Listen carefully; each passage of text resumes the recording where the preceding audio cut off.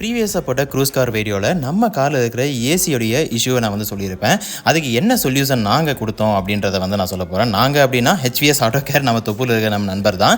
So நம்ம காரில் check பண்ணி பார்க்கும்போது ஏசியோடைய கேஸ் வந்து பார்த்திங்க அப்படின்னா கம்ப்ளீட்டாக ட்ரைன் ஆகிருக்கு. எப்படி ட்ரைன் ஆச்சுன்னு தெரிலன்னு சொல்லிட்டு இவங்களும் கேஸை ரீஃபில் பண்ணி பார்க்கலாம். அதுக்கப்புறமும் இந்த மாதிரி ஒரு இஷ்யூ வந்துச்சு அப்படின்னா இஷ்யூ வேறு ஒரு விஷயத்தில் இருக்கும். அது என்ன அப்படின்னு சொல்லி பார்த்திங்க அப்படின்னா இங்கே கனெக்ட் பண்ணியிருக்காங்க பார்த்தீங்களா, அந்த பின்னில் தான் அந்த இஷ்யூ இருக்கும் அப்படின்னு சொல்லிட்டு ஒரு கன்க்ளூஷனுக்கு வந்துடலாம் அப்படின்னு சொல்லிட்டு கம்ப்ளீட்டாக ஃபில் பண்ணிவிட்டு அந்த பின்னில் எதனாச்சும் லீக்கேஜ் இருக்கானோ தண்ணி ஊற்றி சோப்பு தண்ணி ஊற்றி செக் பண்ணாங்க.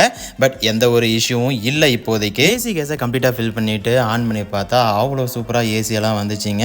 இப்போ நம்ம கார் ஏதோ புதுசாக வாங்கி ஏசி ஆன் பண்ண மாதிரி அவ்வளோ சூப்பராக ஏசியோடைய அந்த ஒரு கூலிங்னஸ் நல்லாவே இருந்துச்சு. ஆயில் கம்ப்ரஸர் 12% ஏற்றிருக்கு, 500 கேஸ் ஏற்றிருக்கு, 498 கேஸ் இருக்குது. சரி ஆல்ரெடி நம்ம வண்டியில் இருந்தது 3 கூலி தான் கேஸ் ஏற்றிருக்கு, 3 பாயிண்ட் தான் இருக்குது.